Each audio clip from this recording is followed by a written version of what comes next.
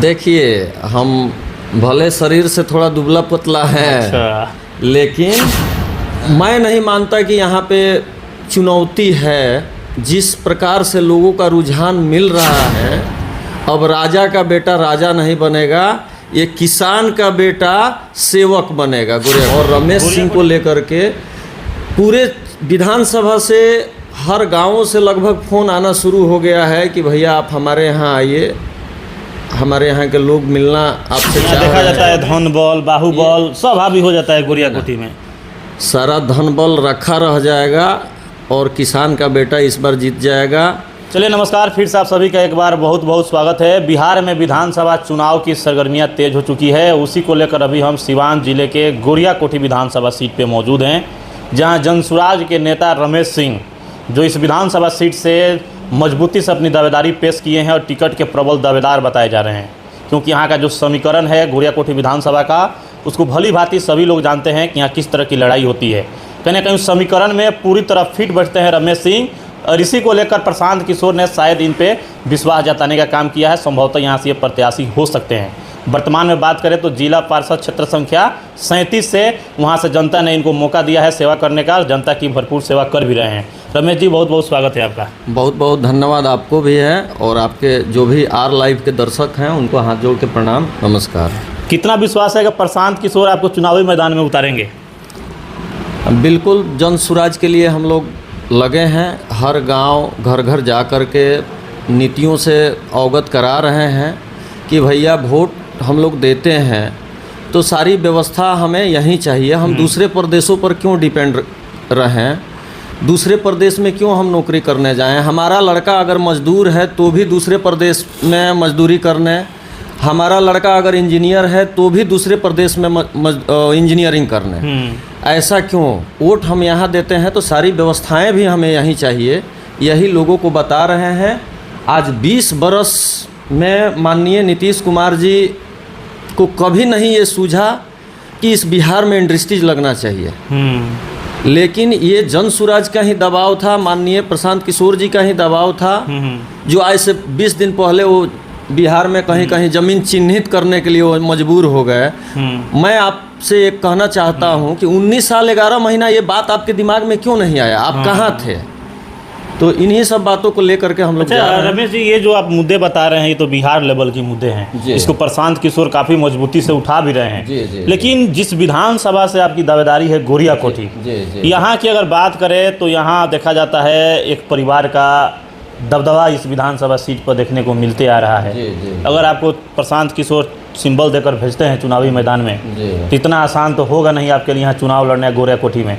क्या तैयार है रमेश सिंह मुकाबला करने के लिए यहाँ? देखिए, हम भले शरीर से थोड़ा दुबला पतला हैं। अच्छा। लेकिन जनता के समक्ष जब हम अपनी बातों को पहले भी रखते थे और आज भी रख रहे हैं, बता रहे हैं, तो वो लोग बहुत उत्साहित हो जा रहे हैं। और मैं नहीं मानता कि यहाँ पे चुनौती है। जिस प्रकार से लोगों का रुझान मिल रहा है, तो मुझे नहीं लगता है, चूँकि पिछले 4-5 दिनों से हम लोग गांव-गांव घर-घर जा रहे हैं, तो जो लोगों का उत्साह है, इस बार जनसुराज को मौका यहाँ के लोग देंगे। और जो बरसों बरस से यहाँ पे एक ही परिवार के जो लोग राजनीति कर रहे हैं, अब राजा का बेटा राजा नहीं बनेगा, ये किसान का बेटा सेवक बनेगा गोरिया कोठी। और आने वाले टाइम में, अभी चूँकि टिकट का वितरण अभी नहीं हुआ है, आपको बुलाएंगे और दिखाएंगे क्षेत्र में भी लोगों का उत्साह आपके ऑन कैमरा कि किस प्रकार से लोग उत्साहित हैं जनसुराज को लेकर के और रमेश सिंह को लेकर के। पूरे विधानसभा से हर गांवों से लगभग फ़ोन आना शुरू हो गया है कि भैया आप हमारे यहाँ आइए, हमारे यहाँ के लोग मिलना आपसे चाह रहे हैं। अच्छा रमेश जी, जब आप जिला परिषद का चुनाव लड़े थे तो काफ़ी मजबूती से अपना चुनाव लड़ा था। उस समय भी आपका नाम काफ़ी चर्चाओं में था, जिला परिषद के चुनाव में भी। क्या लग रहा है कि वही दमखम, वही मजबूती इस विधानसभा चुनाव में भी देखने को मिलेगा रमेश सिंह के माध्यम से? बिल्कुल दिखेगा। जिला परिषद के चुनाव में भी मुझे 10,000 वोट मिले थे। जो सेकंड प्रत्याशी थे उनको 5,000 मिला। आधा का अंतर।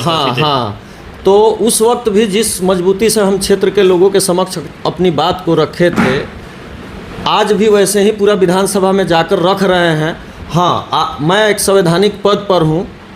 लोग पूछते हैं तो हम डायरेक्टली बोलते हैं कि आज के तारीख में गोरिया कोठी के साथ साथ पूरे बिहार में अफसर लोग कमीशन को नियम मान लिए हैं और उसमें कोई जिला पार्षद या कोई मुखिया चाहता है कि नहीं उस नियम को हम ख़त्म कर दें, तो वो उसके बस की बात नहीं है।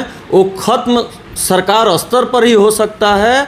जब घर का गार्जियन आप अच्छा चुनिएगा, तो हम लोग तो मान लीजिए पंचायती राज के इसीलिए कहीं जिला परिषद से विधायक बनने का कोशिश नहीं ना कर रहे हैं आप? महोदय, जिला परिषद का अगला पद ही विधायक का होता है, तो अगर हम वैसा सोच भी रहे हैं तो क्या गलत सोच रहे हैं? विश्वास है गोरिया कोठी की जनता पे? अगर चुनावी मैदान में रमेश सिंह होंगे तो गोरिया कोठी की जनता सपोर्ट करेगी? सपोर्ट मिल रहा है। अभी तो आप चलते फिरते मुझे बसंतपुर में मिल गए।